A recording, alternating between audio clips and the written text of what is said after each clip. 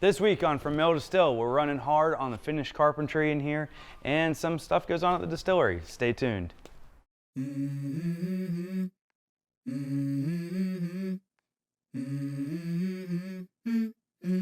Let's go. I'm Robbie Delaney.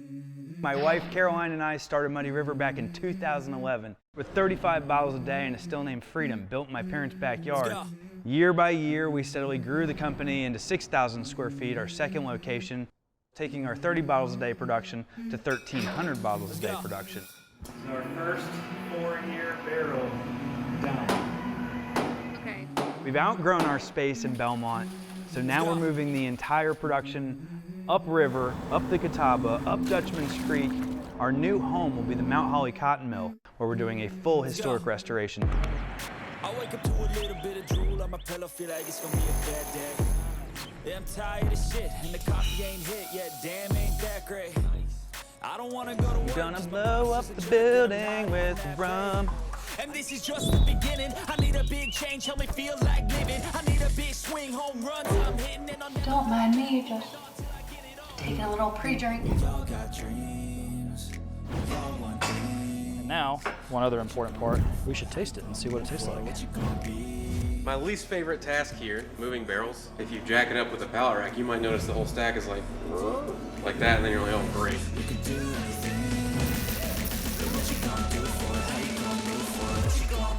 Going from 6,000 square feet to 20,000 square feet, we'll not only manufacture, bottle, and package our rum, we'll also have a full-service cocktail bar with a restaurant, private event spaces, a venue for concerts, shows, and festivals. We've got a lot of work to do. Holy, seriously? The bottom half of those 2x4s are trash. Can't put those in the building. Follow along as we transform this property from mill to still. All right, I'm gonna walk away from this one.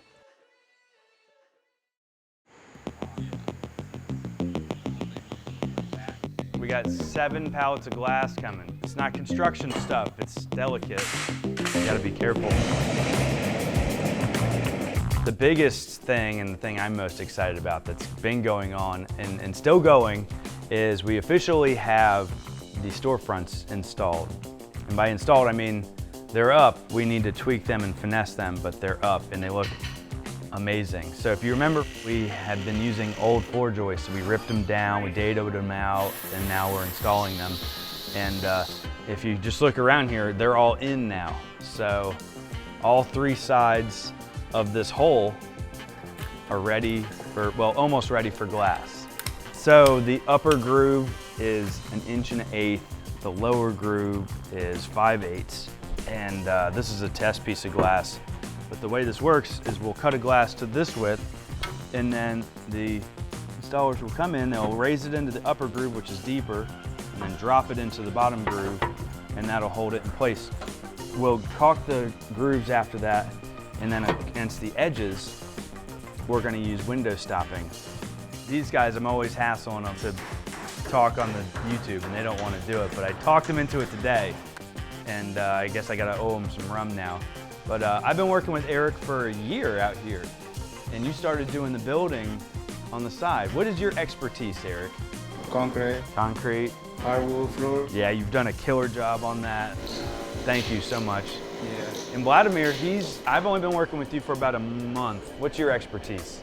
7 years of experience, you know, the concrete, the framing, the window, the door, different, the construction, I know. I like it, it's good. For me, I like it much experience, it's good, I like it. We lacked the framing experience out here, so it was really nice to have you come in and help us. So Vlad and Eric here are responsible for most of this storefront. And if it's right or wrong, you guys put all this up, right? And it's not just, oh yeah, put this board up and walk away. It's put the board up, make sure it's perfect. You have to make the board.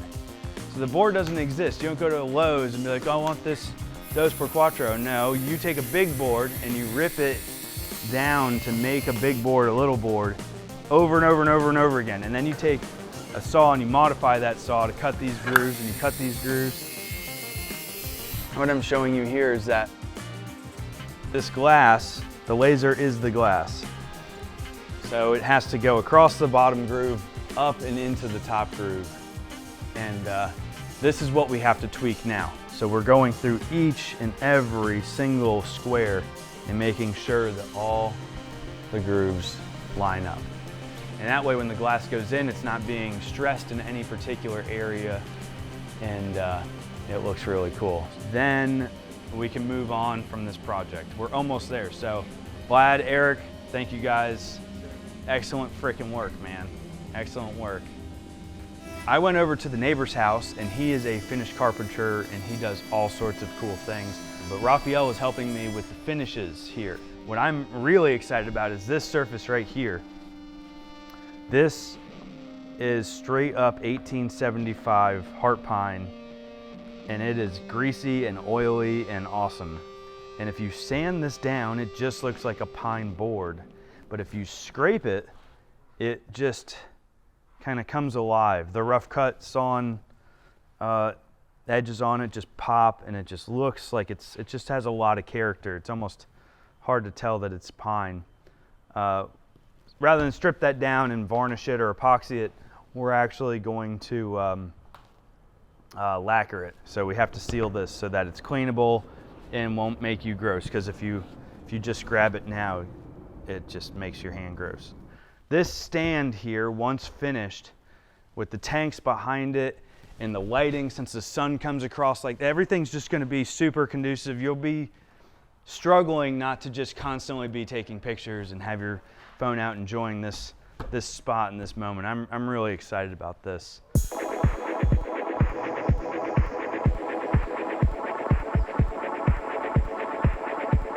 Rafael. This is Rafael. This is the one I was talking about earlier. Yeah, that's the second coat. Yep. That's the sanded. Yep. That's awesome, man. There's only one cut on the other side to the edge. It's a little rough, but that's what we want. Yeah. And if I don't like it, I come back and put another coat. Yeah. And I just keep doing that until I'm like, oh, this is it. You're happy. Yeah. Guys, I gotta unload this trailer real quick. It's all glass. Rafael, I want to show you that table, but I really need to help these guys with that glass.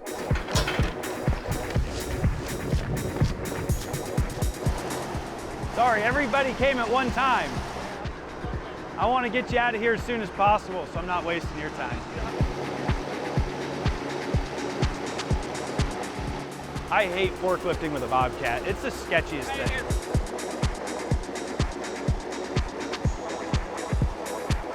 Okay. They're really nice bottles. Just to fill you in, we make Queen Charlotte's Reserve. We do a 1 year, a 4 year, a Navy Strength, an 8 year, and a cast series.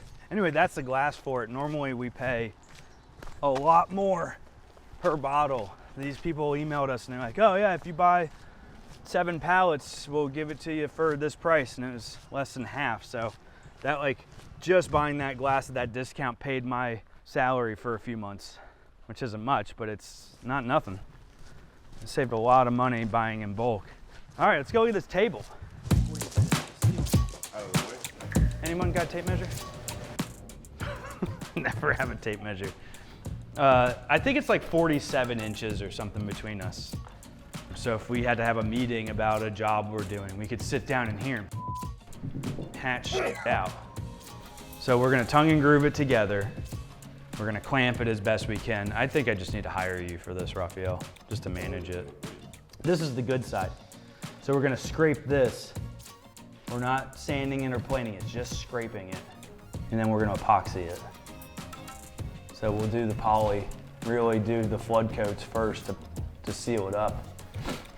This is gonna be a table, man. I mean, it's a big ass table. Here, stand down there, guys. Let's pretend we're having a conversation. You get 2 in each section. How many people will this hold? 12, 14. 14. You get 10 on each side, even more than that. Yeah. Y'all are 3 and you're well spread out. I mean, Yeah. 6 on each side. Yeah. 6 on each side? Yeah. Well, you gotta understand, the drunker you get, the closer you get. Exactly. Yeah, by the end of the night, you snuggle up 20 people on this thing all day. Hey, Robbie! Hey! What's the password? Schizophrenia. Is this Scott? Yeah. Come to the door on the other side, Bo. That door don't work. Oh, there he is. Hey, man. Sorry, I'm gonna be out of your way in a minute. You're not in my way. Oh, okay. I just wanted to make sure that, That it was me? well, I knew it was you because I recognized the bottles. Yeah. I wanted to make sure that they hadn't got signals crossed up and that wasn't supposed to be in Belmont. And then he was like, no, the owner here was just here. And I'm like, no, bro, I'm the owner. No, I'm the owner here. Hey, dude, what's up, bro? So I'm working with Rafael here in GNS Welding. We're gonna build a conference table in here. Well, these are 1875 era. Yeah. So epoxying this is not like a DIY type job. It takes a little bit of experience to do this right. And the experience of executing it successfully. Yeah, it's gonna be a bitch. It's 120 damn years old. Isn't that crazy? Real lumber, man. You know, 2025 will be the 150-year anniversary. How much is this gonna weigh? 100 pounds? For a board. More than 100 pounds right now. I want it to be just a little bit too big to ever leave the room. That's the idea. Yeah. I want someone to come in here and be like, how the f did they get this in here? Yeah. I want everything in here to be like, how the f did they do that? Yeah, we'll still. I'm ready for you to open. Me too. I'm ready to stop spending money. Yeah.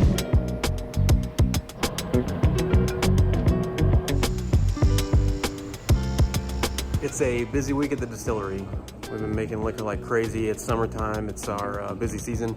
So yesterday, Jake and I made liquor via distillation, of course. And what you hear right now over beside me is our fermentation, which I'll show you in a second, of the next batch that we've got going, ready to distill in a couple weeks here. So here's that fermentation I was talking about. It's ripping away. Day one of that, smells great in here. But also, check out all this glass. Tons of Queen Charlotte bottles, or tons of Queen Charlotte. This is like the supply we'll need for the next who knows how long. It's tons of bottles. It'll take us a while to go through that. Right now, we're mixing up a batch of the coconut rum.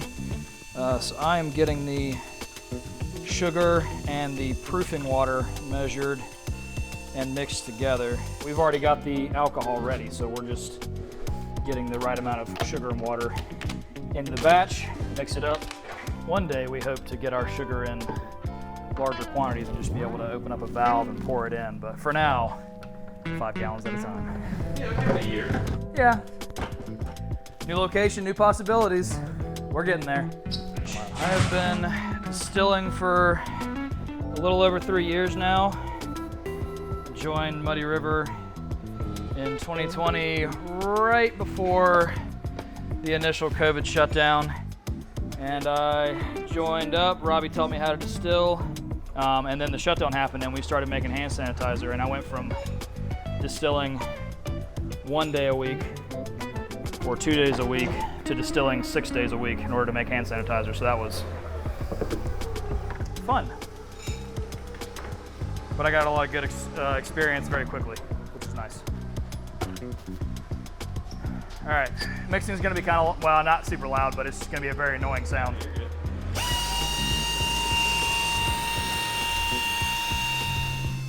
All right. Now I gotta get this tank up here and of course he took the forklift up front. There we go. Yeah, I get here at 4:30 in the morning and I'm the only person here, so I'm just kind of alone and working, which is, you know, is nice sometimes. Just get things done without distractions, like Jordan. I'm just kidding. Can I borrow that forklift? Yeah. I mean, I can hold off for a minute. I just gotta get the sugar water up and get the. You got all the sugar in? Yeah. Okay, cool. Yeah, let me try and stick this one in there and then. Yeah, I think I left myself enough room, so. Right. Wow. Yeah, that's the problem with right now with these barrels is. You may have moved some. You want to skip forward and I'll move some barrels out of the way? Yeah, just this front, this one should do it. All right. I just put it there thinking like, oh yeah, this will work. Pallet jack in the back or is it up here? It's in the back. Of course. All right, yeah, so there you go. The most annoying part of this job is that whatever thing you're looking for is always in the opposite end of the distillery from where you currently are. Always.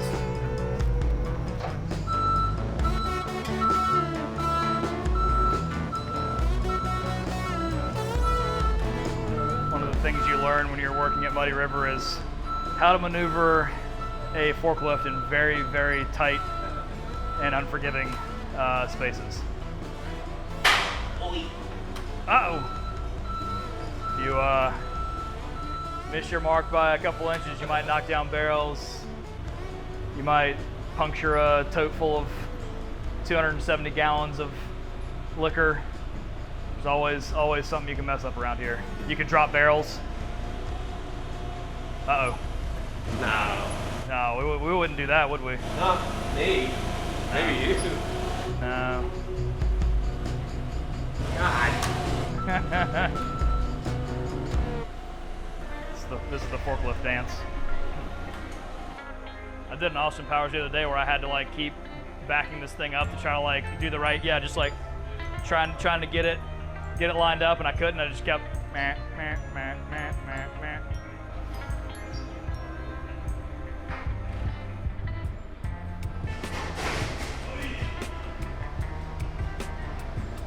Yeah, you're good.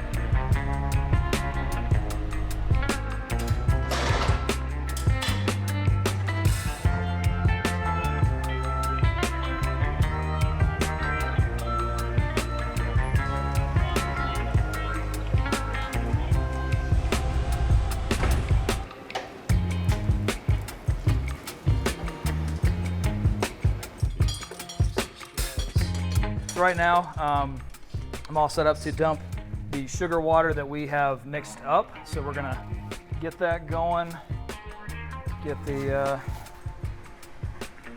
sugar and water into the batch. There's already rum in here, the appropriate amount of rum for a batch of our coconut rum. So it's at 90% alcohol in there right now. We're dumping in water and sugar, which will lower the alcohol content of the total volume. And then at the end, we'll add in the coconut, which will obviously is very important for coconut rum. So, but that's proprietary, so we can't exactly show you that one. We will go do other things for a little while this drains. So much space in here, ha ha ha ha. And we're also bottling today.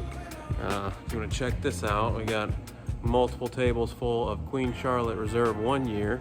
And we are only halfway through because we have an entire other batch we have to do. It's hooked up right now. You can see it over there. Here comes Jake to fold some boxes so we can put our bottles away. And then once we put those bottles away, we're going to start bottling the rest of this stuff, because tomorrow, bright and early, Jake is going to start another distillation. And then Courtney will actually come in here and start cleaning up the rest of the bottles we have out, so that she and I can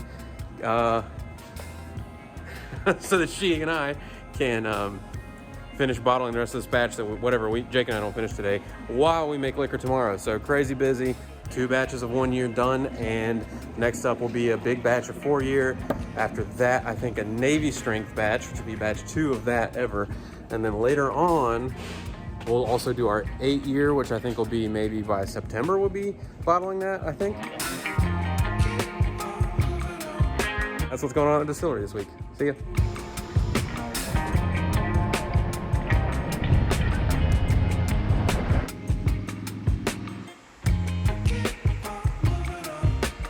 That pretty much wraps up this week at From Mill to Still. Jordan had some stuff going on, and we did some finished carpentry stuff. Thank you so much for watching. Don't forget to like and subscribe. Leave a comment below if you want to see something we're doing in these videos. It's a constant hot mess, but we're slowly and steadily making progress. So that's all we have. Cheers, don't be dumb, drink Carolina Rum. Keep on moving on.